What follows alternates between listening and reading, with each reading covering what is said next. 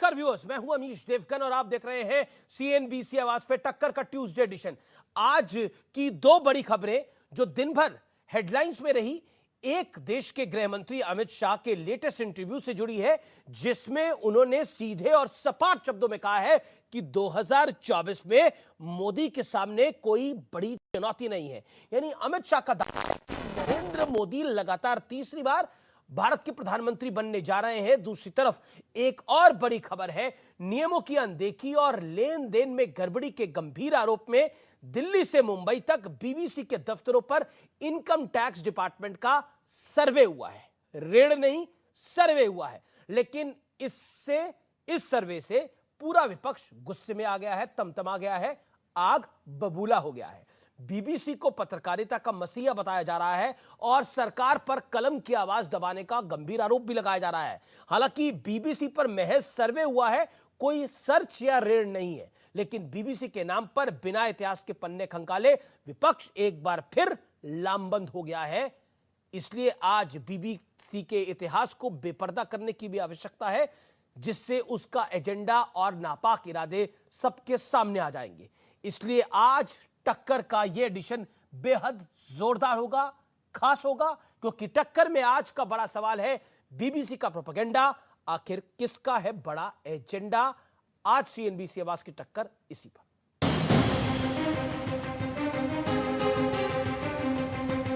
आज इन दोनों खबरों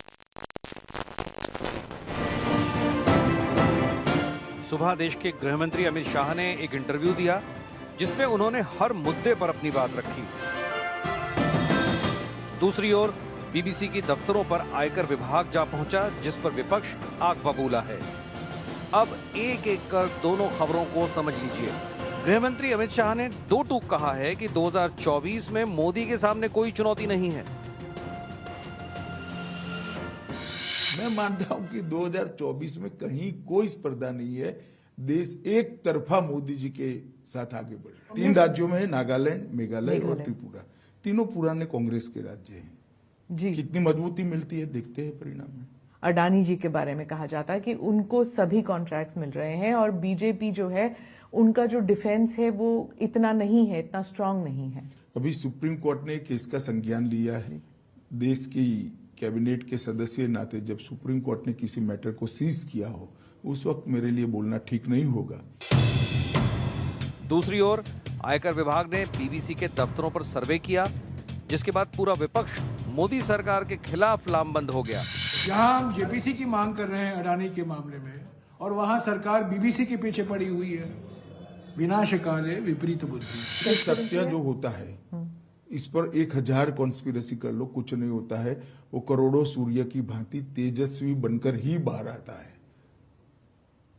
ये तो मोदी जी के पीछे 2002 से कर रहे हैं, और हर बार मोदी जी मजबूत होकर, सच्चे बनकर और जनता की ज्यादा लोकप्रियता हासिल कर बाहर आए।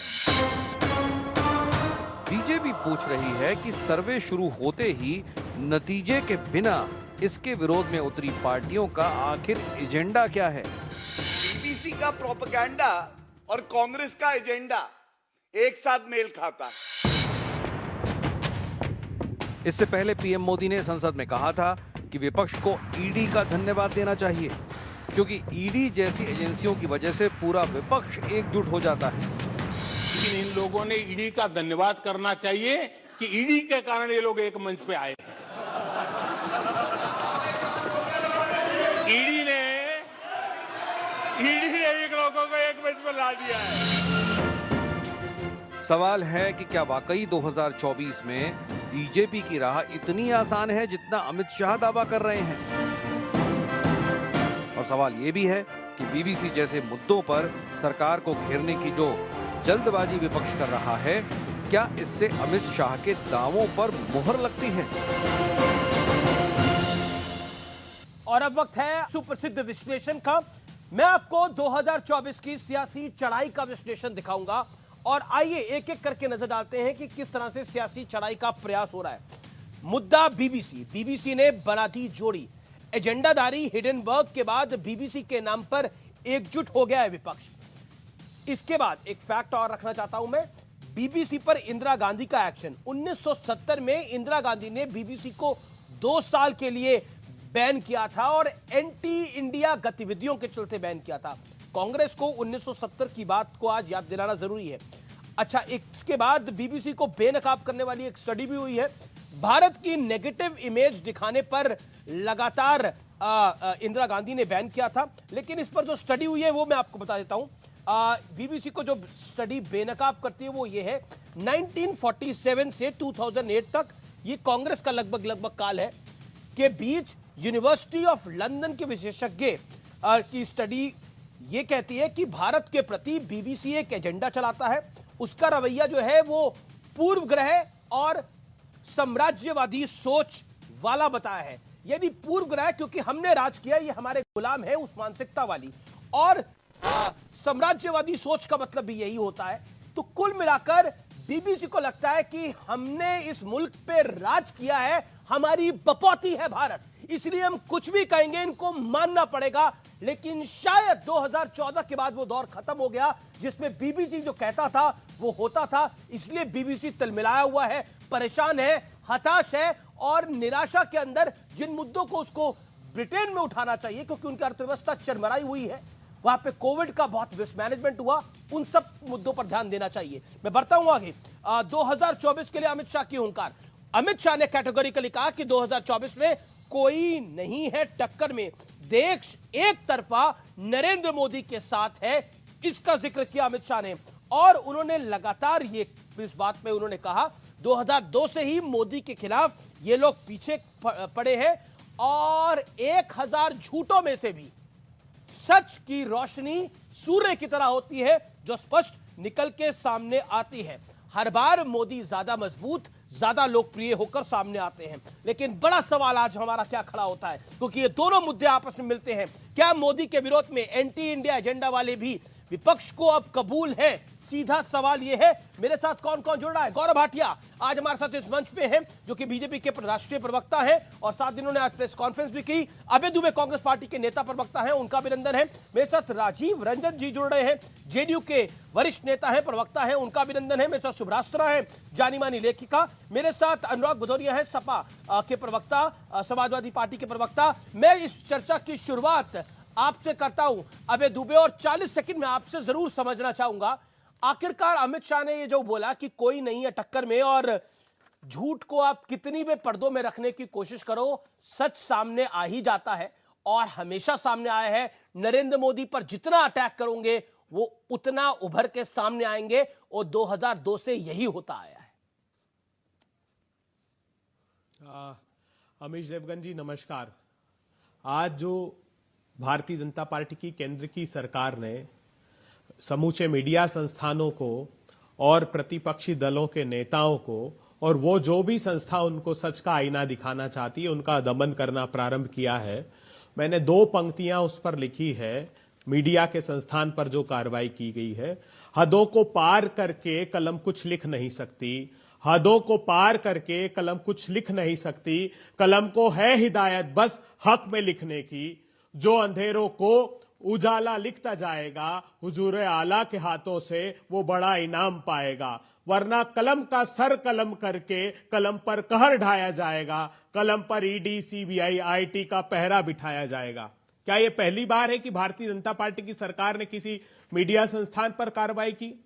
दैनिक भास्कर पर जुलाई 2021 में 100 लोगों ने छापा मारा, हर एक शहर में उनके संस्थानों पर। कसूर इतना था कि उन्होंने कोविड की महामारी में शमशान के स्तर पर डेटा प्रकाशित किया और यह सिद्ध किया कि सरकार मृत्यु के डेटा पर झूठ बोल रही है। उसके बाद भारत समाचार पर इन लोगों ने छापा मारा, उसके बाद वायर के कार्यालय पर छापा मारा, उसके बाद न्यूज क्लिक और न्यूज लॉन्ड्री पर छापा मारा, ईडी ने छापा मारा, वो स्थगन लेकर आए हाईकोर्ट से तो आईटी ने छापा मारा।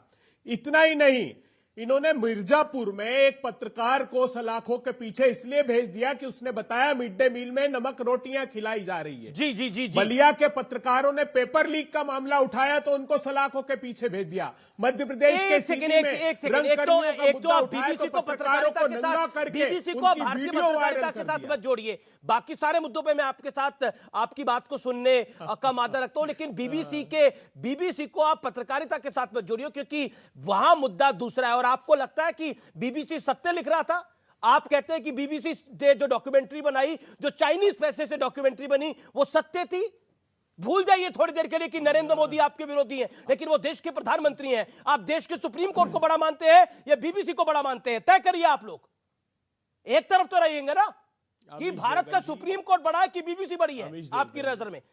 मैंने आपको पूरा मौका दिया, आपको मैंने 50 सेकंड का मौका दिया था, लेकिन आपने 1.5 पौने 2 मिनट बोला। अभी 10 सेकंड में जवाब दीजिए सर। मेरा सवाल बड़ा सीधा है, बीबीसी की डॉक्यूमेंट्री बड़ी या भारत का सर्वोच्च न्यायालय बड़ा? चुनिए एक को, फिर आगे की बात बढ़ाते हैं आगे।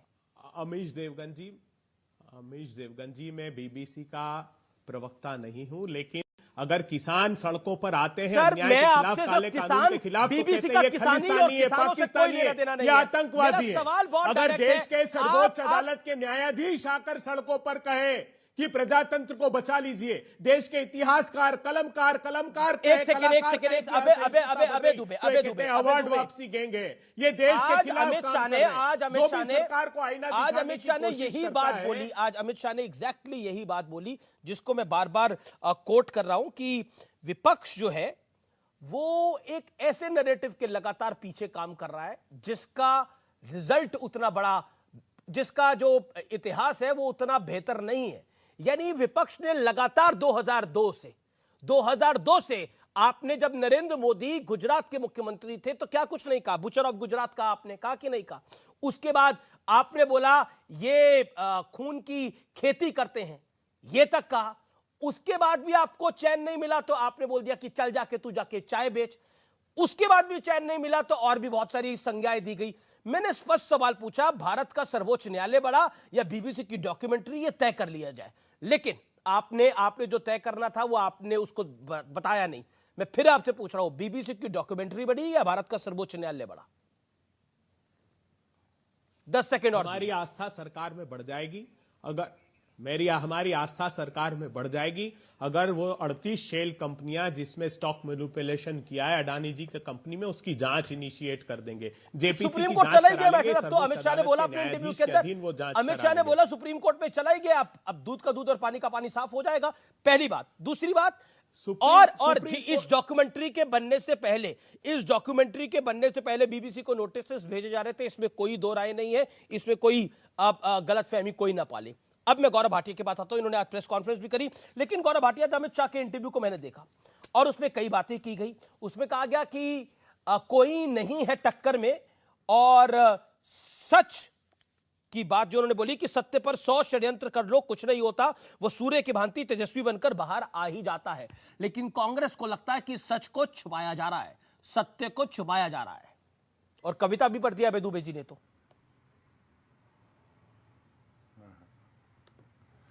देखिए, सर्वप्रथम तो अमित जी, मैं तो ये कहना चाहूंगा कि कोई भी एजेंसी हो, कोई भी पत्रकार हो, चाहे विदेशी हो चाहे देश का हो, वो कानून से ऊपर तो नहीं है ना। और सबसे बड़ी बात है, जब आईटी विभाग कह रहा है कि अभी कार्रवाई चल रही है और बीबीसी खुद कह रहा है कि हम आयकर विभाग के साथ सहयोग कर रहे हैं, तो कांग्रेस पार्टी छाती पीट पीट के क्यों कह रही है कि यह गलत हो रहा है? बीबीसी का तो वक्तव्य यह आया है कि हम सहयोग कर रहे हैं। और आपने बिल्कुल सही कहा, आयकर विभाग ने स्पष्ट किया है कि इससे पहले भी नोटिस दी गई। बीबीसी को चाहिए कानून का पालन करते हुए उन नोटिस का जवाब दे, और अगर वो मानती है कि नोटिस गलत भेजे गए हैं, इस देश में न्यायालय है, न्यायालयों में जाएगी और रद्द करा लेगी। लेकिन ऐसा हुआ नहीं है। मेरा सवाल आज ये है जी कि क्या ये सत्य नहीं है? देखिए, हाथ पे मैं प्रमाण लेके आया हूं। इंदिरा गांधी ने इसी बीबीसी पे बैन लगाया और 41 कांग्रेस पार्टी के ये मांग करते रहे कि ये बीबीसी जो गतिविधियां भारत में करती है ये भारत विरोधी है, तो आज क्या कांग्रेस के प्रवक्ता से ये नहीं पूछा जाना चाहिए कि अगर बीबीसी ने तब भारत विरोधी गतिविधियां करी और उस पर बैन लग गया 2 साल का, तो आज अगर कार्रवाई इनकम टैक्स विभाग कर रहा है तो कैसे गलत है? और निष्कर्ष पे पहुंचा नहीं है, छाती आप लोग पीट रहे हैं। दूसरी बात, जी ये बड़ी अहम है जो अमित शाह जी के जी साक्षात्कार में भी आई है। हाँ, देखिए अमीर जी, मुझे याद आता है कि एक पत्रकार निर्भीक जिसका बड़ा सम्मान देश में है, उसका नाम है अमीश देवगन। अमीश देवगन के वक्तव्य पे कांग्रेस शासित राज्य में एफआईआर हो गई थी। इतनी अभिव्यक्ति की आजादी दी थी इन्होंने अमीश देवगन को। और ऐसे ही एक अर्नब गोस्वामी है, जब इनकी महावसूली अघाड़ी थी तो महाराष्ट्र में उसकी गिरफ्तारी कर ली थी। ऐसे ही एक अमन चोपड़ा है, उसके खिलाफ भी मुकदमा दर्ज कर लिया था। और ऐसे ही और भी चैनल के पत्रकार हैं जहां जहां सत्ता में रहे हैं, अगर इनके, आपको पता है, एक परिवार के बारे में कुछ बोल दो तो तुरंत एफआईआर कर देते हैं, जेल में डाल देते हैं। ये लोग आके हमें पाठ पढ़ा रहे हैं कि अभिव्यक्ति की आजादी क्या होती है। ठीक है, मैं तो इतना कहूंगा, इंदिरा गांधी आपातकाल लगाया, किस तरह से 10 लाख से ज्यादा लोगों को जेल में डाला और किस तरह से लोकतंत्र का गला घोटा। लेकिन मैं मूल सवाल पर आता हूं। कम से कम देखिए बीबीसी विपक्ष के लिए महत्वपूर्ण होगा, सरकार के लिए महत्वपूर्ण हो सकता है, यानी शासन के लिए महत्वपूर्ण हो सकता है, लेकिन देश की जनता का कोई लेना देना नहीं। देश की जनता महत्वपूर्ण मैं है। देश की जनता के लिए बीबीसी का कोई लेना देना नहीं है, इसलिए मैं देश के मुद्दों के ऊपर आना चाहता हूं, वो कि बहुत ज्यादा महत्वपूर्ण है इस समय। कहते हैं कि एक पुरानी कहावत है, शुभराष्ट्रा इसको समझती होंगी, बिहार से आती है कि चाय से ज्यादा गर्म केतली हो जाती है। तो कई बार जो होता है वो केतली जो है वो इतनी गर्म हो जाती है और उसको शायद रियलाइज नहीं होता कि वो इससे कितना बड़ा नुकसान चाय का भी कर रही है। लेकिन बहरहाल जिसको समझनी होगी ये कहावत को से मेरी बात को समझ गया होगा। लेकिन मैं अभी दुबे एक पॉइंट पर आना चाहता हूं, क्योंकि अमित शाह ने एक इंटरव्यू दिया, हो सकता है आपके लिए बीबीसी, अदानी ये फोकस में हो, लेकिन अमित शाह ने एक बात बोली कि कोई नहीं है टक्कर में।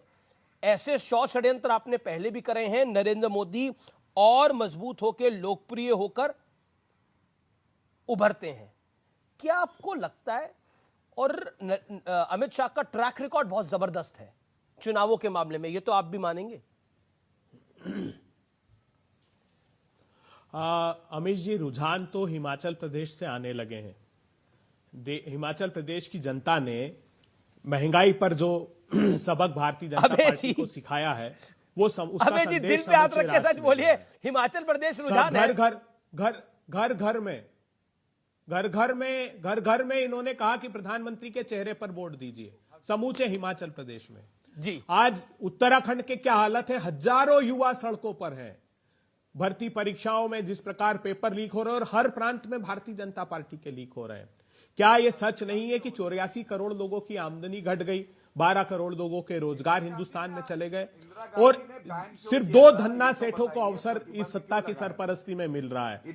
आप ये सोचिए कि लाखों करोड़ रुपए का डाका जिन संस्थानों ने डाला उनके खिलाफ भी, अरे अभी आपको बोलने का, मैंने आपको इंटरप्ट नहीं किया गौरव भाटिया जी।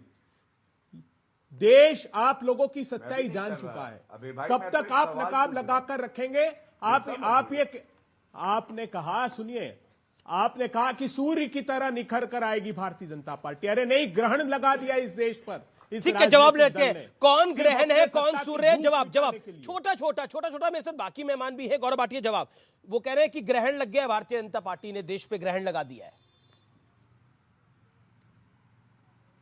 देखिए, ग्रहण से तो इतना जरूर कहा जा सकता है, इतिहास देख लीजिए, कांग्रेस पार्टी पे अगर ग्रहण लगा है तो वो राहुल गांधी का ही लगा है और इसीलिए कांग्रेस पार्टी नष्ट होती हुई पार्टी है। मैंने तो बड़ा सा सरल सवाल पूछा, बीबीसी के साथ आप खड़े हैं आप, लेकिन गौरव भाटिया वो कह रहे हैं कि देखिए हिमाचल में हमने सूर्योदय करवा दिया। वो कहते हैं हिमाचल में हम जीत गए और वही ट्रेंड बता रहा है हमारा। और गुजरात में क्या हुआ, उत्तर प्रदेश में क्या जहां हुआ, त्रिपुरा गोवा में क्या इंटरव्यू हुआ? दिया है ना अमित शाह साहब ने, वहां वो भी नहीं पैरों इनको के याद तले रहे। आपके जमीन अच्छा, खिसक देखिए, जाएगी, अभी जो जी, मैं इनके प्रधानमंत्री बीच में जी नहीं कह रहे बोला थे था। ना, जिस मैं अपनी जिस बात शेर का अच्छा, उल्लेख कर ओहो, रहे थे। बड़ा बड़ा दावा है आपका। आप कह रहे हैं त्रिपुरा में जहां इंटरव्यू दिया अमित शाह ने, वहां भी पैरों के तले जमीन निकल जाएगी। जवाब गौरव भाटिया। देखिए, मैं इतना ही कहूंगा कि लेफ्ट पे आरोप लगाते लगाते लेफ्ट की गोदी पर बैठ गए, और ऐसा इन्होंने पश्चिम बंगाल में किया था। आपको मालूम है सीटें कितनी आई थी? अंडा, गांधी पोल्ट्री फार्म में अंडा आया था, ये कहीं है ही नहीं। और इसीलिए प्रधानमंत्री जी ने कहा था, पैरों के नीचे तेरे जमीन नहीं है, गजब ये है फिर भी तुझे यकीन नहीं है। अमीर जी, आज जो चर्चा का विषय है, आप मुझे ये बताइए, सर्वोच्च न्यायालय पे भरोसा बिहार में क्यों क्या नहीं हुआ है? था? ये क्या पूछा नहीं जाएगा? पंजाब में क्या हुआ था? अब बीच में मत बोलिए। दिल्ली में क्या हुआ आपका हाल? मैं आपको एक और बात राजस्थान में, दिखाता हूं। मध्य प्रदेश में, अच्छा, आपका हाल क्या हुआ? केरला में आपका कहते थे हाल हमारे क्या बगैर हुआ? सरकार नहीं बनेगी, जनाबे वेस्ट आली, बंगाल में, जनाबे आली बन उड़ीसा गए। में, तमिलनाडु जनाबे में, आली, उत्तर प्रदेश में सारे क्या हुआ बड़े था? प्रांत आप चुनाव अरे, हारे ले हो। लीजिए। बेसाखियों अच्छा, की चलिए। सरकार है, अच्छा, सुनिए, हथकंडों से हथियाई हुई, अमीर जी, आपको महाराष्ट्र आना में पड़ेगा, हथिया ली, इनको चुप कराना मध्य पड़ेगा। प्रदेश में हथिया मेरा ली, तीर निशाने कर्नाटका पे में लग गया हथिया ली है। आपने सरकार। विचलित है, आपने विचलित। सिर्फ मुझे हथकंडों तो से देख ही हथियाई तरस है। आता है इन पे। ठीक है, जहां विचलित बहुमत विचलित नहीं किसी था, को नहीं होना वहां पे चाहिए। एक गांधी एक करके जी सब भी अपनी बात अगर रखें। इन्हें देखेंगे- अनुराग गुदरिया, अमित शाह ने एक बात बोली और आप मैं एक बार फिर गठबंधन बन रहा है। मैं आऊंगा गौरव भाटिया आपके साथ। एक बार फिर गठबंधन बन रहा है उत्तर प्रदेश के अंदर। अमित शाह ने बोला कि कोई नहीं है टक्कर में। पिछली बार आप बसपा और सपा का गठबंधन लेकर आए थे, तब भी आपके झोली में 5 ही आई थी, उसके पिछली बार भी 5 ही थी। देखिए, आपने हम अभी चर्चा चल रही थी तो हमने सुना कि समाजवादी या विपक्ष और खासकर समाजवादी लोग तो हमेशा किसान की बात करते हैं, युवाओं की, महिलाओं की, शिक्षा और स्वास्थ्य की, और पत्रकार की भी करते हैं। इसलिए पत्रकार पे 2 लाइन अमीश जी में सुना दूं। खबर पाने की फिक्र में, जनता को सच दिखाने की जिद में, अपनी फिक्र जो नहीं करता, अभावग्रस्त जीवन वो जीता, चौथे स्तंभ की संख्या है वो पाता, पत्रकार वो कहलाता। तो पत्रकार धन्यवाद, के ऊपर अगर वार बहुत होगा, धन्यवाद किसी पत्रकार के लिए, पत्रकार कविता ऊपर में, पढ़ने के लिए महाराज। किसी पत्रकार के ऊपर में वार अरे वो होगा, पत्रकार तो आप पे, क्या सोचते हैं कि हम पत्रकार चुप पर रहेंगे? जब हमला होता है नहीं, तब नहीं, बोला किसी करिए पत्रकार तो पे मैं वार आपका होगा, साथ चाहे उसको दूंगा। जेल में डाल ये दिया जाए, चाहे एजेंडाधारियों उसको पर क्यों इंक्वायरी आप करा बोल दी रहे जाए। हैं? इस समय की बड़ी ब्रेकिंग स्टोरी है। अनुराग ठाकुर ने बीबीसी के खिलाफ जो आईटी सर्वे हुआ है उस पर उन्होंने बोला है कि अनियमितता अगर होती है, जहां जहां अनियमितताएं होती है वहां वहां कार्रवाई होती है। यह सामान्य कार्रवाई है। सर्वे के बाद जारी किया गया है प्रेस नोट तक। आईटी सर्वे पर अनुराग ठाकुर ने बोला है और प्रेस नोट जारी होगा यह भी कहा गया है। और मेरे साथ बात करने के लिए कई मेहमान इस समय बने हुए हैं। मैं सीधा रुख करता हूं राजीव रंजन का। राजीव रंजन जी, चलिए, ये तो बात हुई आईटी सर्वे की, अमित शाह के इंटरव्यू की। एक आपके नेता के इंटरव्यू को भी मैं पढ़ रहा था, गुलाम रसूल, जेडीयू के वरिष्ठ नेता हैं। वो कहते हैं मोदी पाकिस्तान से डरते हैं तो 30% मुसलमानों को सेना में भर्ती करे। क्या कार्रवाई करी आपकी पार्टी ने अभी तक? आपकी पार्टी के महासचिव भी हैं और विधायक भी हैं, काफी बड़े नेता हैं। पूरे थिंक टैंक है जेडीयू के। पार्टी ने उनके बयान को पूरी तरह से खारिज किया है। पार्टी ने उनके बयान का संज्ञान लिया है और कार्रवाई के दायरे में उनका बयान है। पूर्व में भी उन्होंने कई ऐसे बयान दिए हैं। इसलिए प्रतीक्षा कीजिए। ये भारतीय जनता पार्टी नहीं है। हमारे यहाँ बदजुबानी करने की गुंजाइश नहीं है। अगर कोई भी सेना के मनोबल को गिराना चाहेगा, कोई भी धर्म के आधार पर राजनीति की वकालत करेगा, निसंदेह उसके खिलाफ जनता दल यूनाइटेड में इसके पूर्व में भी कई तरह के कार्रवाई किए गए हैं और इस पर भी विचार होगा। लेकिन मैं एक बात जरूर कहना चाहूँगा, देश में अनेक मसले हैं और आपने सबको सुना है। मैं आज एक बात जरूर कहना चाहूँगा कि जो लोग ये मानते हैं कि अगर उन्होंने 14 जीता तो 19 भी जीतेंगे और 19 जीतने के बाद 24 तो बहुत ही आसान है, इसलिए कि कहीं कोई विकल्प नहीं है।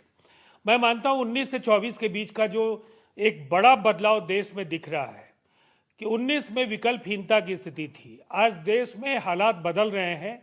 लगातार राजनीतिक दलों के बीच भारतीय जनता पार्टी के मुकाबले एक अच्छा विकल्प देश को कौन मिले, है विकल्प? इस दिशा में प्रयत्न जारी है। नीतीश बाबू है विकल्प, वो तो मैं खुद ही स्ट्रगल पहले कर रहे हैं। आपको- आरजेडी के नेता तो नहीं, उनको मैं क्या कुछ नाम कह जाते में- हैं, वो तो बेचारे हो गए हैं अब। अमीश देवगन जी, कौन बेकार हो गया, बेकार नहीं, कौन मैंने बेचारा खत्म हो बोला, गया, मैंने बेचारा मैं बोला। आपको केवल 2 उदाहरण देता हूं। वो तो बेचारे हो गए आप। नहीं, मैं आपको, वो डेली, मतलब मैं तो खुद देखता हूँ आरजेडी मेरा के नेता जवाब जिन तो सुन शब्दों का लीजिए ना। इस्तेमाल अगर आप करते हैं, मैं लगातार तो बोल भी नहीं इंटरप्ट सकता करेंगे हूं। तो मैं अपनी बात ही नहीं कह पाऊंगा। बिल्कुल, आप कहिए अपनी बात को सर। नहीं, मैं तो आपके स्टूडियो में आपके सवालों का जवाब देने आया हूं, लेकिन जवाब तो आपको सुनना चाहिए। जी जी मैं आपको 2 उदाहरण केवल बता देना जी, चाहूंगा। बिल्कुल बता दीजिए। आप 1971 याद कर लीजिए, एक अपराजय जनादेश इंदिरा जी के नेतृत्व में कांग्रेस को मिला, 352 सीटें मिली थी। हालात बदले, 74 में बिहार में लोकनायक जयप्रकाश नारायण के नेतृत्व में परिवर्तन की आंधी चली और 77 में जनता पार्टी की सरकार बन गई। 1984 में राजीव गांधी को 414 सीटें मिली। बिल्कुल सही कह रहे हैं आप समझ सकते हैं कि भारतीय जनता पार्टी कल्पना भी नहीं कर सकती है उतनी सीटें लाने की। और मिस्टर क्लीन, उनकी छवि बेहद अच्छी थी। हालात बदले, 89 में विश्वनाथ प्रताप सिंह के साथ जनता दल की सरकार बन गई। तो असंभव राजनीति में कुछ भी नहीं है। असंभव कुछ भी नहीं है। अगर बिल्कुल, राजनेता हल नहीं बिहार करेगा, के संदर्भ में तो असंभव कुछ भी नहीं है। नीतीश अगर बाबू कोई कभी बीजेपी के राजनेता साथ हल आते नहीं हैं, कभी करेगा, आरजेडी के साथ चले जाते हैं। जनता बेदखल कर देगी। असंभव कुछ भी नहीं है। सुब्राष्ट्रा, नहीं, जनता सवाल नीतीश कुमार जी का नहीं, चुनाव नीतीश कुमार जी, असुविधाजनक जवाबों को भी, उत्तरों को भी थोड़ा सम्मान दीजिए। जी, बिल्कुल। अमीश देवगन जी, बिल्कुल सर। मैं बस इतना कहना चाहूंगा, सवाल देश का है और नीतीश कुमार जी के 40 वर्षों का संसदीय जीवन लगातार अनुकरणीय रहा है। तो उन्होंने नीतीश जी देश में प्राइम जिस मिनिस्टर कैंडिडेट जिम्मेवारी है को भी कि नहीं है संभाला इस बारी? बखूबी प्रधानमंत्री के निर्वहन किया उम्मीदवार है। हैं नीतीश बाबू और की जो नहीं आपके है? नजर में बेचारे हैं, उन्होंने भारतीय जनता पार्टी को बिहार में ना ना, नया मैंने, जीवन मेरी दिया। नजर में बेचारे नहीं है। तो आप भारतीय फिर गलत जनता कह रहे पार्टी हैं। को मैं कहा आरजेडी ने उनको 77 बेचारा में बना दिया है। जनता पार्टी राष्ट्रीय का एक जनता दल अंग ने उनको होकर- बेचारा बना दिया है। मैं आपको कह रहा हूं कि 77 में जनता पार्टी के ठीक है। एक अंग के रूप में जनसंघ को पहली बार सत्ता में हिस्सेदारी का अवसर मिला 67 के बाद। जी जी, और बिल्कुल। 1989 में जनता दल के साथ सर, यू सहयोग मेड योर करके point, sir, you made your भारतीय पॉइंट। जनता पार्टी की सुब्राष्ट्रा, पहचान पहली पुख्ता बार हुई। सुब्राष्ट्रा भी बोल रही है। अब आप काफी देर बोले, मेरा तो सीधा पॉइंट है सुब्राष्ट्रा आपके पास। देखिए, अमित शाह ने एक इंटरव्यू दिया और उसमें उन्होंने सारी बातों का एक जवाब दिया कि लगातार प्रयास हुआ, और इसमें कोई दोहराई भी नहीं है कि लगातार प्रयास हुआ नरेंद्र मोदी की छवि को धूमिल करने का, लेकिन हर बार वो मजबूत होकर निकले। एक ट्रैक रिकॉर्ड है इसका, इसमें कोई लफाजी नहीं है जिसे हम कहते हैं। लेकिन दूसरी तरफ एक ट्रैक रिकॉर्ड ये जरूर है कि आपने जब जब नरेंद्र मोदी के खिलाफ मुद्दे उठाए, उसका नेगेटिव इंपैक्ट विपक्ष पे हुआ है। ये डेटास बताते हैं, इसमें मैं अपनी तरफ से कुछ ऐड नहीं कर रहा। और मैं फिर कहता हूं, नीतीश बाबू को आरजेडी ने बेचारा बनाया है, मीडिया ने बेचारा नहीं बनाया है। नीतीश बाबू सम्मानित नेता है। जी आमिश, सुब्राष्ट्रा जी आमिश जी, बिहार के संदर्भ में अगर ये बात की जाए तो जो आकलन आप कर रहे हैं वो आकलन बिल्कुल सही है। नीतीश कुमार जी की अपनी पर्सनल जो ब्रांडिंग थी, पर्सनल विश्वसनीयता थी, उसमें कमी नीतीश कुमार जी के खुद के अपने जो उनके जो भी राजनीतिक उठापटक उन्होंने पिछले 5-10 साल में किए, उसकी वजह से हुई है। इसमें भी कोई दो राय नहीं है। जो इज्जत वो बनाकर रख सकते थे, जो रिस्पेक्ट नीतीश कुमार जी की थी, उन्होंने स्वयं अपनी छवि को, अपने रिस्पेक्ट को धूमिल किया है। मैं बीबीसी वाले मुद्दे पर थोड़ा कहना चाहती हूँ। आईटी डिपार्टमेंट ने 2500 करोड़ के टैक्स इवेजन 2012 से लेकर के अब तक बीबीसी इंडिया कॉरपोरेशन पे लगाए हैं। ये कयास लगाए गए, इसी की जांच चल रही है। पहली चीज। दूसरी चीज, क्या बीबीसी के साथ ये पहला मामला हुआ है? बीबीसी अपने ही कंट्री में, अपने ही देश में, यूनाइटेड किंगडम में जिस तरीके से अपने प्रेजेंटर्स को पे करती थी, पेमेंट्स जो जाते थे, मैं पूरा डेटा ले करके बैठी हूं, जो पेमेंट जिस तरीके से जाती थी, वो हर साल लगभग 10 मिलियन पाउंड की बचत होती थी, क्योंकि वो स्पेशल टैक्स व्हीकल का उपयोग करते थे। जब ये बात संज्ञान में आई तो उन्हीं प्रेजेंटर्स में से एक प्रेजेंटर ने वेल ऑफ द पार्लियामेंट में जाकर के, यूके की संसद में जाकर के इस बात को माना। क्या इसका बीबीसी ने वहां विरोध, बीबीसी का कोई विरोध नहीं हुआ लंदन में कि वहां डेमोक्रेसी खतरे में है या किस इस तरह की कोई बात नहीं हुई। हमारे यहाँ एडिटर्स गिल्ड तो बड़ा प्रेस रिलीज छाप रही है कि बड़ा लोकतंत्र पर हमला है। वहां पर बीबीसी ने अंडर द टेबल सेटलमेंट किया। वहां 8.3 मिलियन पाउंड का जो जुर्माना देना था वो दिया बीबीसी ने। तो कहने का मतलब यह है कि जो organisation tax evasion, tax fraud के लिए अपने देश में बदनाम है, उस फिर चाय से ज्यादा organization केतली को क्यों गरम हम है, ये अपने बताइए देश ना। में देखिए क्यों defend देखिए कर मेरी रहे हैं? ऑडियंस को बीबीसी से कोई लेना देना नहीं है, मैं आपको सच बताऊं, वो बीबीसी का मतलब कितना जानते होंगे नहीं जानते होंगे उस पर अभी हम एक डिबेट कर सकते हैं, लेकिन ये बताइए चाय से गरम केतली क्यों हुई पड़ी है फिर, अगर कुछ भी नहीं यही आपकी- सवाल मैं अभी पूछना चाह रही थी आमिर जी, कि यही सवाल मैं पूछना भी चाह रही थी कि ये तो खैर बीबीसी का इतिहास संदर्भ देने के लिए कहा गया। जी जी जी बीबीसी का लेना देना हमारे देश के ऑपोजिशन को क्यों हो, हमारे देश के किसी भी नागरिक को क्यों हो? अगर उसने कोई डॉक्यूमेंट्री बनाई नहीं बनाई, जो भी किया, उससे हमें क्या लेना देना? ठीक है। ये बात टैक्स इवेजन की है, यहां पर फ्रीडम ऑफ जी। एक्सप्रेशन की बात कहां से आ जाती है? तो ये जो आप केतली गर्म होने वाली बात करें, ये केतली बहुत बहुत इश्यूज पे गर्म होती है, लेकिन ये अनुराग गर्म भदौरिया केतली कभी भी आकर 40 के नहीं सेकंड, कहती अनुराग भदौरिया कि 40 जिन-जिन सेकंड, लोगों पे हम देन सवाल गौरव उठा भाटिया रहे हैं, नबे दुबे। सवाल अनुराग जी नहीं अमीश जी, सवाल अमीश जी। नहीं मैं वही आपसे पूछना चाह रहा हूं अमीश जी, कि चाय से ज्यादा केतली गर्म इस देश में, यही तो दिक्कत है कि भाई आप देखिए किस तरह की बातें हो रही हैं। अरे हम तो कह ही रहे हैं कि पत्रकार के साथ खड़े, क्या उत्तर प्रदेश में या और प्रदेश में पत्रकारों के साथ अन्याय नहीं हुआ? क्या उनको जेल में नहीं डाला गया? अब उसकी आवाज उठाना, अगर उसकी आवाज हम नहीं उठाएं, अगर विपक्ष उनकी आवाज नहीं उठाएगा, कहोगे विपक्ष उनकी बात नहीं करता। विपक्ष तो पत्रकारों को ही बात करता है, किसानों की बात करता है, युवाओं की बात कर रहा है, महिलाओं की। अमित शाह कह रहे हैं साथ कि खड़ा है। कोई नहीं है अन्याय टक्कर में। जहां होगा विपक्ष अमित उसके शाह साथ कह रहे हैं हम समाजवादी 2024 में खड़े कोई नजर नहीं है आते हैं। टक्कर में। और आप अगर हम खड़े हो, नहीं देखिए ये बड़ा अच्छा डायलॉग है। पहले हम भी कहते थे जब चुनाव कॉलेज में होते थे, कोई नहीं है टक्कर में, क्यों पड़े हो चक्कर में। सुन तो लीजिए, कोई नहीं है टक्कर में, सुन तो लीजिए।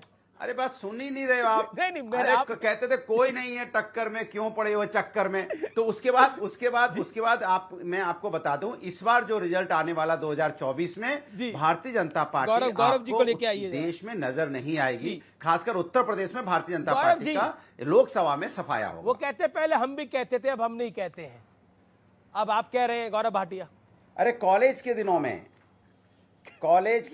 अब जो होना था हो गया अनुराग भाई, अब रफू करने से कुछ फायदा नहीं है, जो होना था वो हो गया, जो बोलना था वो बोल दिया है। कोई नहीं है टक्कर में, तो ये तो अनुराग भाई वही बोल रहा हूँ। अरे अनुराग जी कुछ गलत नहीं बोला है, कुछ गलत नहीं बोला है, सच्चाई बोली आपने। अरे मैं कह रहा हूँ कॉलेज के दिनों को मैंने बोला कि उत्तर प्रदेश में बीजेपी का सफाया होगा, उसको आप नहीं लेना चाह रहे हो। उसको रफू कितना भी करते रहे, रफू का निशान रहेगा ही रहेगा भाई जी।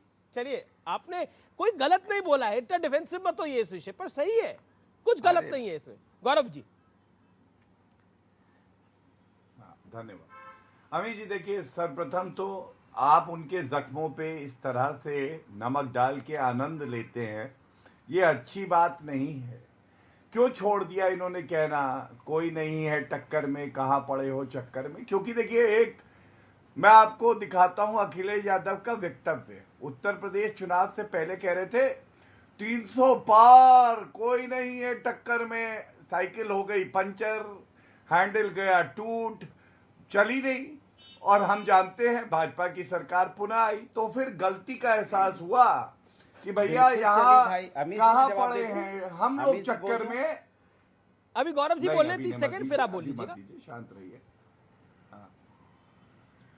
देखिए, अभिव्यक्ति की आजादी की बात अगर समाजवादी पार्टी करे तो ये तो वही बात हो गई कि जिसका खुद का पूरा घर शीशे का है वो दूसरे पे उंगली उठाए। देखिए, एक मैगजीन प्रतिष्ठित थी, उसने कहा अखिलेश यादव सबसे खराब मुख्यमंत्री हैं। इस मैगजीन को जला दिया गया, पहुंचने नहीं दिया जो नागरिक है उन तक। एक चैनल था, नाम नहीं लूंगा अमीर जी, उसका ब्लैकआउट कर दिया, क्योंकि वो बता रहा था कि मुजफ्फरनगर दंगों में किस तरह से अखिलेश यादव के जो साथी हैं, मौलाना थे आरोपी, उनको बुलाया जा रहा था, वो ही लिप्त थे। और एक बात मैं और बता दूं, किसानों की बात तो ये कभी करे ही ना। आजम खान जेल गए क्यों? क्योंकि वो किसानों की जमीन हड़प रहे थे। अब आज के मुद्दे पे मैं केवल 10 सेकंड लूंगा। आज ये पूछा जाना चाहिए, जैसा अमित शाह जी ने भी अपने वक्तव्य में कहा, अगर आपको किसी से परेशानी है, आपको लगता है जांच होनी चाहिए, सर्वोच्च न्यायालय संज्ञान ले चुका है, आप क्यों नहीं विश्वास करते? मोदी जी को क्लीन चिट सर्वोच्च न्यायालय ने दी, आप विश्वास क्यों नहीं करते? राफेल का फैसला आ गया, विश्वास सर्वोच्च न्यायालय पे क्यों नहीं करते हैं? आप जन लोया का फैसला आता है, सर्वोच्च न्यायालय अपना आदेश सुनाता है, विश्वास क्यों नहीं करते? क्या ये पूछा नहीं जाएगा? ठीक है, अनुराग कुछ कहना जब चाह रहे हैं। बीबीसी कह रहा है कि हम आयकर विभाग के साथ सहयोग कर रहे देखिए, हैं, अभी तो आप मैंने तो आपको अपनी बताया छाती- ठीक है, अनुराग भाई, 30 सेकंड। एक मैगजीन ली सुनिए, मैंने अभी देखिए बीजेपी के प्रवक्ता एक मैगजीन लिए दिखा रहे हैं, देखिए मैगजीन को कहाँ कोई जलाते हुए कुछ है क्या? अमीर जी, आप भी 3 दिन से पत्रकारिता कर रहे हैं, क्या समाजवादी पार्टी सरकार में आपके साथ कोई अन्याय हुआ? क्या किसी पत्रकार के साथ कोई अन्याय हुआ? अगर पत्रकारों का सम्मान, अगर पत्रकार की जो कार्यशैली का सम्मान अगर किसी ने किया है तो समाजवादी पार्टी सरकार में हुआ है। इसको आप मत भूलिए। ये जला दी गई थी, वो हो गई थी, समाजवादी लोग ये काम नहीं करते हैं। हाँ, तो अरे वो तो फिर आप ही तो कह रहे हो। अरे अभी तो संसद में कहा गया कि लिखी हुई बातों पे यकीन कैसे कर लेते हो भाई? जवाब ले लेते हैं। में बात आ गई, किसी ने लिख दिया, अगर किसी पेपर ने लिख दिया तो गौरव, प्रूफ आप शांत नहीं हो होता जाइए। है। ये कहा गया। ओके, शुभराष्ट्र कुछ ऐड करना चाहती है, देन अबे दुबे मैं आपके पास आ रहा हूँ। शुभराष्ट्र 30 सेकंड, शार्प 30 सेकंड, देन अबे दुबे जी। जी, मुझे एक वाक्य याद आ रहा है, प्लीज मुझे याद करवाइएगा अमित जी। अभी बहुत हाल फिलहाल की बात है कि कोई एक प्रेस कॉन्फ्रेंस चल रही थी जिसमें अखिलेश यादव जी से सवाल पूछा गया, कुछ तीखे सवाल पूछे गए। सीधा पत्रकार का नाम लेकर पूछा है कि इनका आपका नाम क्या है, आप लोगों को हम देख लेंगे जब वापस आएंगे। तो इससे समाजवादी पार्टी के मुंह से पत्रकारों के लिए जो शब्द निकल रहे हैं ना कि हम इतना सम्मान करते हैं, हम इनका ये करते हैं, ओपन धमकियां देते हैं ये लोग। ओपन धमकियां इन लोगों ने इंस्टीट्यूशनली भी दी है। पुलिस को ओपन धमकियां मिली हैं। क्या बात कर रहे हैं? कौन से फ्रीडम ऑफ एक्सप्रेशन की बात कर रहे हैं? कौन से आजादी की बात कर रहे हैं? और ये जो प्रश्न पूछा गया था ना अखिलेश यादव जी ने, जो प्रश्न पूछा था ना, वो जाति सूचक प्रश्न था। बीच में मत बोलिए अनुराग जी, तिलमिलाइए मत, कितनी गर्म मत कीजिए। सवाल जो आपने जो बात कही है उसका मैं प्रमाण बता रही हूं। वीडियो तो मैं सर्कुलेट हो रहा है, कि भाई धमकी दे दी। किसको धमकी दे दी भाई? बैठ करके अगर ये चाहेंगे कि समाजवादी पार्टी कितनी हितैषी है देश की मीडिया की, इस बात पे आप बहस मत कीजिए। लेकिन बीबीसी का मीडिया से क्या लेना देना, पत्रकारिता से क्या लेना देना? प्रोपेगेंडा चलाते हैं वो। और ये बात मैं नहीं कहता जी, ये बात मैं नहीं कहता, ये बात इंदिरा जी कहती थी। क्या अबे भाई, इंदिरा गांधी ने गलत सोचा था? एक सेकेंड, मैं आपसे पूछता हूं अबे भाई, क्या इंदिरा जी गलत सोच रही थी? क्या इंदिरा जी की सोच गलत थी अबे भाई? उन्होंने 2 साल का बैन लगाया था। बड़ी विद्वान प्रवक्ता है सुब्रास्ता जी, बहुत अध्ययन करके आती। बीबीसी का टैक्स इवेजन का बड़ा स्टडी करके आई। एक बार सरकार से कहिए ना कि ये भी स्टडी कर ले कि साइप्रस में, यूएई में, मॉरिशस में जो 38 शेल कंपनियां हैं जिसमें आरोप है कि 253 मिलियन यूएसडी का लोन एक मॉरिशस एंटिटी से, जिसके डायरेक्टर उनके बड़े भाई हैं। उसके बाद 692 मिलियन का इन्वेस्टमेंट उनकी कंपनियों से, तो 38 शेल कंपनी से। विनोद अडानी सुनिए, अब क्या हुआ? 6 एयरपोर्ट जो अडानी जी को दिए, airport economic regulatory authority of India 2008 का एक्ट को वायलेट करके दिए। पहले एक्ट चेंज करना चाहते थे, एक्ट चेंज नहीं किया। सर, मैंने जो आपसे सवाल पूछा, अबे जी, आप इंदिरा जी के विषय में कुछ बोलना नहीं चाहते? ये जांच नहीं कराएंगे आप? इंदिरा जी के विषय में कुछ बोलना नहीं चाहते? रेडियस नहीं, एक सवाल नहीं, इस सवाल का जवाब दीजिए। अब मैं दूसरे विषय पर आता हूँ। आप मैं एक सेकंड, अबे जी शांत। अबे जी, इंदिरा जी ने क्या 2 साल का जो बैन लगाया था वो गलत लगाया था? हाँ या ना, बताइए ना, क्यों लगाया था 2 साल का बैन? अमीश देवगन जी, आपने क्या कहा कि वो भारत के खिलाफ एजेंडा चला रहे थे। हाँ, आज क्या ये एजेंडा भारत के खिलाफ है? मैंने वेरी गुड। अब रुकिए, अब रुकना पड़ेगा। अब आपने तथ्य मांगा ना, मैं आपको एक तथ्य देता हूं। अब एक दूसरी कहानी सुनिए। व्यूअर्स थोड़ी देर के लिए अपने मोबाइल फोन को साइड पे रख दीजिए, अपने रिमोट को साइड पे रख दीजिए। जो मैं आपको दिखाने जा रहा हूं वो जरूर देखिएगा। मैं आपको इंडियन एक्सप्रेस की एक प्रति दिखा रहा हूं, 14 अगस्त 1975 की। 14 अगस्त 1975 की यह प्रति क्या कहती है? कांग्रेस के 41 सांसदों ने एक स्टेटमेंट पर दस्तखत किया जिसमें बीबीसी पर भारत के खिलाफ खबरें लिखने का आरोप लगाया और सरकार से मांग की गई कि बीबीसी भारत में रिपोर्ट की छूट नहीं मिलनी चाहिए, कि वो भारत में रिपोर्ट ना कर पाए, क्योंकि बीबीसी जानबूझकर भारत की छवि खराब कर रहा है। यह 14 अगस्त 1975 में कांग्रेस के सांसदों ने चिट्ठी लिखी थी। इंदिरा गांधी ने 2 साल के लिए बैन किया था। मैं पूछता हूं कि देश की सुप्रीम कोर्ट ने जब नरेंद्र मोदी को क्लीन चिट दे दी है गुजरात के मामले के अंदर, तो बीबीसी कौन होता है सवाल खड़ा करने वाला? मुझे अपने देश के सुप्रीम कोर्ट पे भरोसा है, मुझे एक प्राइवेट इंस्टीट्यूशन पे भरोसा क्यों होगा? एक विदेशी इंस्टीट्यूशन पे भरोसा क्यों होगा? कहते हैं ना, गोरे चले गए गुलाम छोड़ गए इस देश के अंदर, गोरे चले गए और गुलाम छोड़ के चले गए इस देश के अंदर। सच्चाई यह है। अबे दुबे जवाब दीजिए, आपके 41 सांसद तब गलत थे या अब गलत है? जवाब दीजिए। स्वर्गीय इंदिरा जी तब गलत थी या अब गलत है? क्या ये वाले युग की कांग्रेस इंदिरा गांधी को भी नहीं मानती?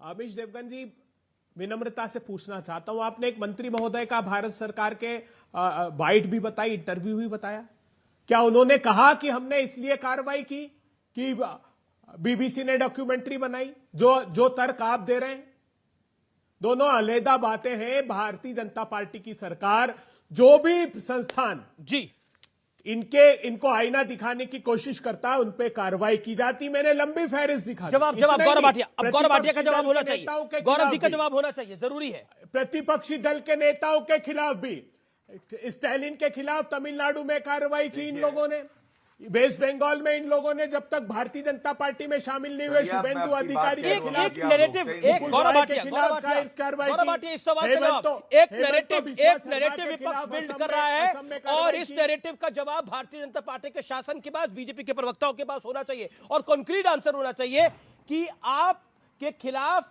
जो नेता होता है, जो आपके खिलाफ बोलता है, उस पर कार्रवाई हो जाती है। ये एक नैरेटिव गढ़ा गया है, ये एक नैरेटिव बनाया गया है और विपक्ष का एका इस पे अरविंद केजरीवाल भी लालू यादव के साथ एक हो जाते हैं, लालू यादव ममता बनर्जी के साथ एक हो जाते हैं, ममता बनर्जी स्टालिन के साथ एक हो जाती हैं, ठीक है, फिर टीआरएस बीआरएस आ जाता है। जवाब सुनिए,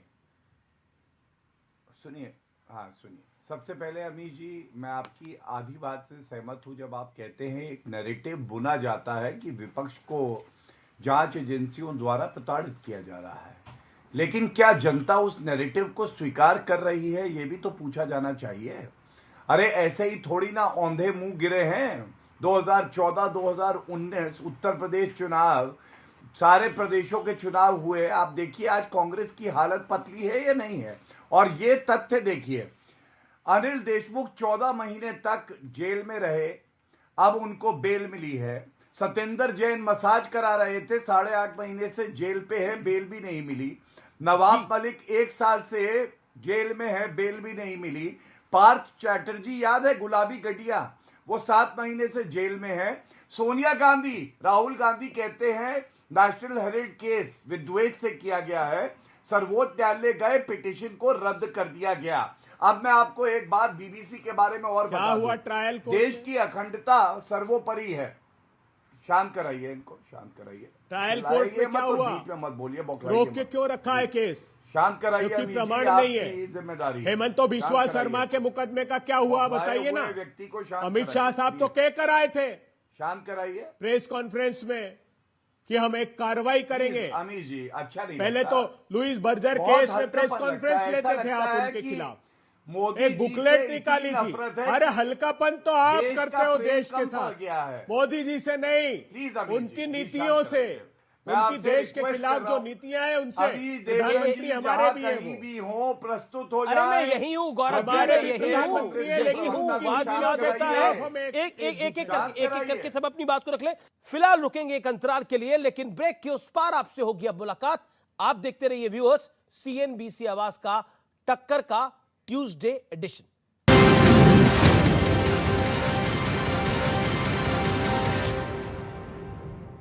वेलकम बैक व्यूअर्स, आप देख रहे हैं टक्कर CNBC आवाज पर। गौरव भाटिया, राजीव रंजन ने भी बात बोली कि अहंकार नहीं होना चाहिए सत्ता का। उन्होंने बोला कि 71 में इंदिरा जी भी बहुत मजबूती के साथ जीत के आई थी, 84 में स्वर्गीय राजीव जी भी बड़ी मजबूती के साथ जीत के आए थे और 400 सीटों के साथ जीत के आए थे। और वो सिंपैथी वेव भी थी क्योंकि इंदिरा जी का देहांत हुआ था और उसके बाद एक बड़ी जीत मिली थी राजीव जी को। लेकिन उन्होंने बोला सत्ता का अहंकार नहीं होना चाहिए, इसका जवाब क्या है? राजीव जी की बात, ये बिल्कुल सही बात है, मैं पूर्णतः सहमत हूं उनकी बात से। अगर सत्ता का अहंकार हो जाता है तो तो आप कांग्रेस पार्टी की तरह पूरी तरह से नष्ट हो जाते हैं। और फलदार शाख लचकती जरूर है, विनम्रता होनी चाहिए, वो भाजपा उसका उदाहरण है। इसीलिए गुजरात में इतिहास रच के यहाँ पे बैठे हैं। 2 बार पूर्ण बहुमत की सरकार हमारी बनी है केंद्र में। उत्तर प्रदेश में हमने इतिहास रचा है। 35 साल बाद दोबारा पुनः कोई ठीक है राजीव जी जवाब, ठीक है, समय की मर्यादा को बनाए रखें। हर जगह जी राजीव जी जवाब, राजीव जी आपका समय है, बोलिए। देखिए, सबसे पहले गौरव भाटिया जी की ईमानदार स्वीकारोक्ति के बाद मैं समझता हूँ इस सवाल का समाधान है कि आप सैद्धांतिक तौर पर हमारी बात से सहमत हैं कि सत्ता का अहंकार लंबी आयु के लिए नुकसानदेह है, लेकिन हमारा ये कहना है कि ये केवल स्टूडियो बहस तक सीमित है या वो आचरण में भी दिखता है।